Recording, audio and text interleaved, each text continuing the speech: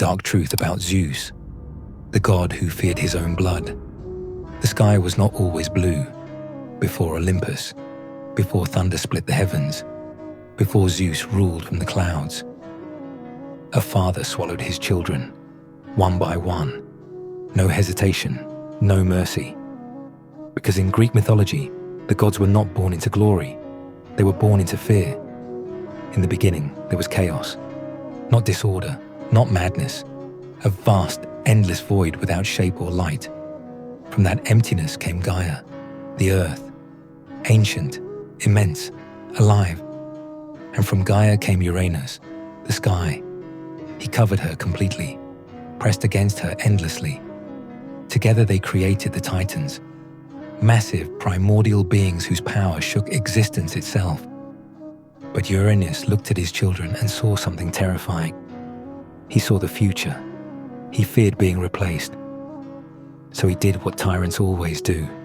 He buried them, forced them back inside Gaia, trapped in darkness, conscious, aware, but imprisoned beneath stone and soil. Imagine existing, but never seeing light, hearing only silence, feeling only pressure. Gaia could not endure their suffering, so she created a weapon, a curved blade of rebellion. She asked her sons to rise against their father. Only one agreed, Cronus. And when Uranus descended once more, Cronus struck. The sky bled. Power changed hands. But fear did not die, because Cronus soon heard a prophecy. Just as he overthrew his father, one of his own children would overthrow him, and fear returned. If you enjoy dark mythology told the way it was meant to be told, subscribe now, because the real stories of the gods are far more brutal than most people realize. When his wife Rhea gave birth to their first child, Cronus did not celebrate. He swallowed her whole. Hestia, then Demeter, then Hera, then Hades, then Poseidon. Each child devoured moments after birth. Imagine being immortal, and your first experience of existence is being consumed by your own father, trapped in darkness, waiting. But when Rhea became pregnant again, she refused to lose another child. She fled. And what she did next would ignite a war that would tear the universe apart. Zeus was born in hiding, not in a palace, not under celebration, but inside a cave on the island of Crete. Rhea wrapped a stone in cloth and handed it to Cronus.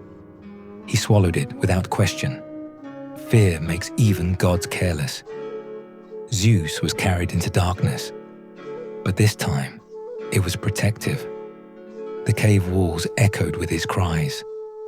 Warriors known as the Curetes clashed their shields together to drown out the sound, because if Cronus heard, the child would be devoured like the others. Zeus grew not with comfort, but with awareness. He was raised on stories of what his father had done, of siblings trapped alive inside a living prison, of a sky that once screamed when it was cut open.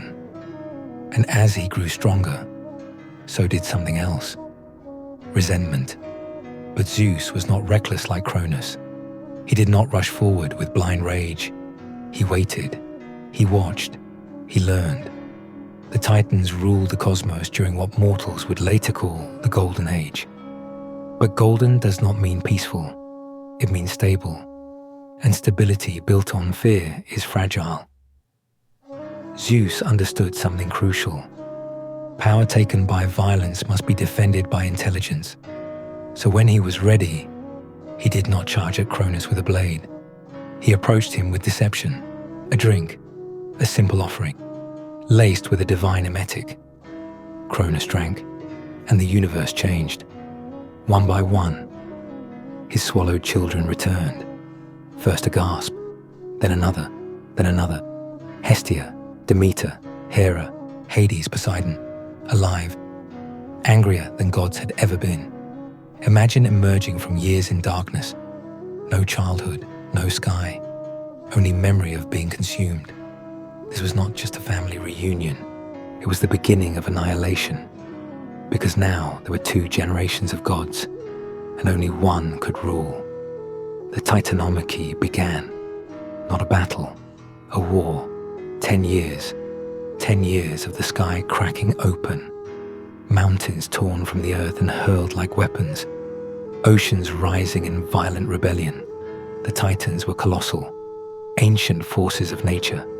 Hyperion burned like the sun itself. Oceanus moved with tidal fury. Cronus and Cronus shattered land with their steps. Zeus and his siblings were powerful, but they were not yet enough. So Zeus did something no Titan had done.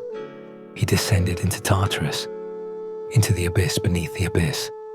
There, chained in darkness, were the Cyclopes, one-eyed giants imprisoned by Cronus long ago. Zeus freed them, and gratitude forged the weapon that would define him forever. The thunderbolt, not mere lightning, but focused cosmic judgment, the sound of the sky tearing itself apart. The Cyclopes also armed Poseidon with the trident, and Hades with the helm of darkness, a crown that made its wearer unseen. War escalated, but Zeus still needed more. So he freed the Hecatoncheires, the 100-handed ones, creatures with 50 heads and 100 arms. When they entered the battlefield, the war shifted. They hurled boulders in endless waves. The Titans began to fall, and when Cronus finally faced his son, it was not prophecy that defeated him, it was preparation. Thunder split the heavens, the sky burned white, and the age of Titans ended in chains. Cronus was cast into Tartarus, imprisoned in the very darkness he once used against others, and Zeus claimed the sky. But victory does not silence fear.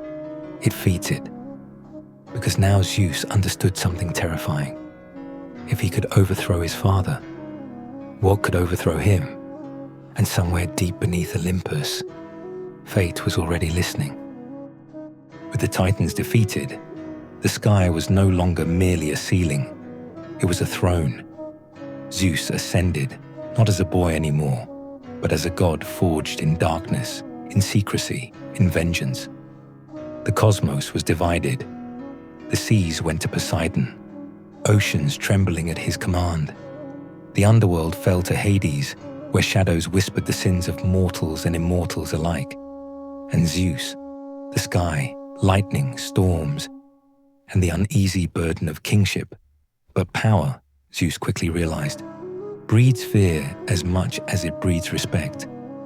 He had overthrown his father to save himself and his siblings, yet the lessons of history were etched into his mind like lightning scars.